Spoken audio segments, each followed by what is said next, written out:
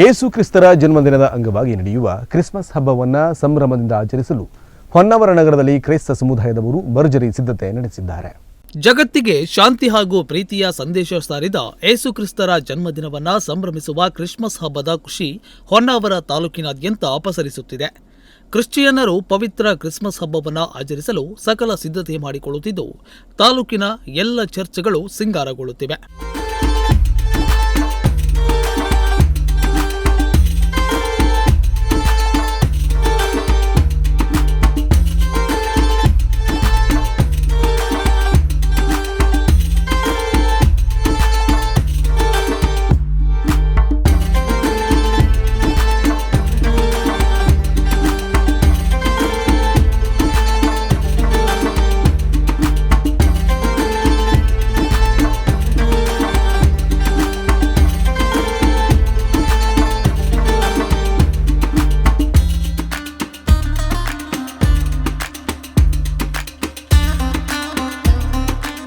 ಹಬ್ಬದ ನಿಮಿತ್ತ ಮನೆಗಳಲ್ಲಿ ಕ್ರಿಸ್ಮಸ್ ಟ್ರೀ ಇರಿಸಿ ವಿದ್ಯುತ್ ದೀಪಗಳಿಂದ ಸಿಂಗರಿಸಲಾಗುತ್ತಿದೆ.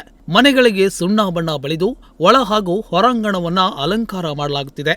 ಮನೆಯ ಹೊರಗೆ ನಕ್ಷತ್ರ ದೀಪಗಳು ಮಿನುಗಲು ಆರಂಭವಾಗಿವೆ.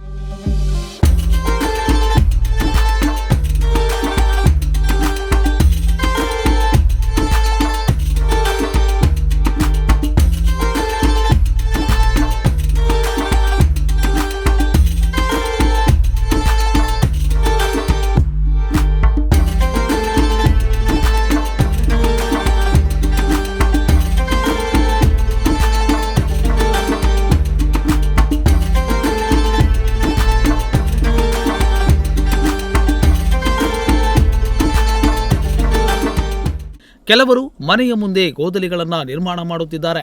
ಚರ್ಚ್ಗಳಿಗೆ ಬಣ್ಣ ಬಳಿದು ವಿದ್ಯುತ್ ದೀಪಾಲಂಕಾರಗಳಿಂದ ಕಂಗೊಳಿಸುತ್ತಿವೆ. ಮನುಷ್ಯ ಉಪಯುಕ್ತನಾಗಬೇಕು, ಎಲ್ಲರಲ್ಲಿಯೂ ಒಂದಾಗಿ ಬಾಳಬೇಕು, ಒಳ್ಳೆಯದನ್ನ ಕೇಳುವಂತವನಾಗಬೇಕು ಎನ್ನುವುದೇ ಕ್ರಿಸ್ಮಸ್ ಹಬ್ಬದ ಆಚರಣೆಯ ಮುಖ್ಯ ಉದ್ದೇಶ ಎಂದು ಸೆಂಟ್ ಸಾಲ್ವದರ್ ಚರ್ಚ್ನ ಧರ್ಮಗುರುಗಳಾದ ಫಾದರ್ ಸಾಲ್ವದರ್ ಹೇಳಿದರು. ನಿಮಗೆಲ್ಲರಿಗೆ ಹೊನ್ನಾವರದ ಸಾನ್ ಸಾಲ್ವದೋರ್ ಚರ್ಚಿನ ವತಿಯಿಂದ ಕ್ರಿಸ್ತ ಜಯಂತಿಯ ಶುಭಾಶಯಗಳನ್ನು ನಾನು ಕೋರುತ್ತೇನೆ. ಈ ವರ್ಷ ನಾವು ಜಗದ್ರಕ್ಷಕ ಯೇಸು ಕ್ರಿಸ್ತರು ಜನಿಸಿದ 2024ನೇ ವರ್ಷದ ಕ್ರಿಸ್ತ ಜಯಂತಿಯನ್ನು ಆಚರಿಸುತ್ತಿದ್ದೇವೆ. ಮುಂದಿನ ವರ್ಷ ನಾವು 2025ನೇ ವರ್ಷದ ಜೂಬ್ಲಿ ವರ್ಷವನ್ನು ನಾವು ಆಚರಿಸಲು ನಮ್ಮ ಜಗದ್ಗುರುಗಳು ನಮಗೆ ಆಹ್ವಾನವನ್ನು ಇತ್ತಿದ್ದಾರೆ. ಅದರ ಪ್ರಯುಕ್ತ ನಾವು ಭರವಸೆಯಿಂದ ಯೇಸುವನ್ನು ನಾವು ಭೇಟಿಯಾಗಲು ಮತ್ತು ಅವರೊಂದಿಗೆ ಅಮರವಾಗಿ ಸಂತೋಷದಿಂದ ಜೀವಿಸಲು ಅವರು ನಮಗೆ ಕರೆ ಕೊಟ್ಟಿದ್ದಾರೆ. ಪಾಪದ ಕಗ್ಗೋಲೆಯಿಂದ ನಾವು ಬಿಡುಗಡೆ ಹೊಂದಿ ಬೆಳಕಿನ ದಿವ್ಯ ಜ್ಯೋತಿಯ ಅಡಿಯಲ್ಲಿ ನಾವು ನಡೆಯಬೇಕೆಂಬುದೇ ಇದರ ಉದ್ದೇಶ. ಯೇಸು ಕ್ರಿಸ್ತರು ಈ ಲೋಕಕ್ಕೆ ಬೆಳಕಾಗಿ ಬಂದರು. ಏಕೆಂದರೆ ಪ್ರತಿಯೊಬ್ಬ ಮಾನವನು ಈ ಲೋಕದಲ್ಲಿ ಪಾಪದಲ್ಲಿ ಮುಳುಗಿ ಸಂಕಷ್ಟಕ್ಕೆ ಬಲಿಯಾಗಿದ್ದಾನೆ.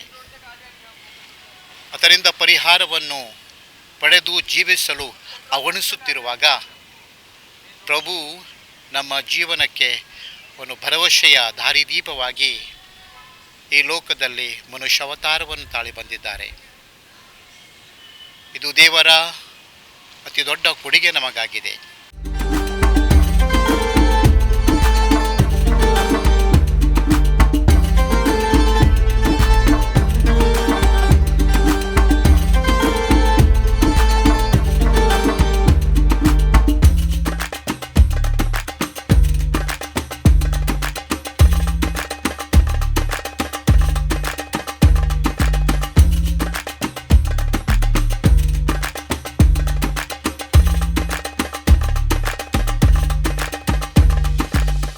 ಒಟ್ಟಿನಲ್ಲಿ ಕ್ರಿಸ್ಮಸ್ ಹಬ್ಬಕ್ಕೆ ಕ್ರಿಶ್ಚಿಯನ್ ಬಾಂಧವರು ಸಕಲ ಸಿದ್ಧತೆಗಳನ್ನು ಮಾಡಿಕೊಂಡು ಶಾಂತಿದೂತ ಕ್ರೈಸ್ತನ ಜನ್ಮ ದಿನಾಚರಣೆಯನ್ನ ವಿಜೃಂಭಣೆಯಿಂದ ಆಚರಿಸಲು ತುದಿಗಾಲಲ್ಲಿ ನಿಂತಿದ್ದಾರೆ.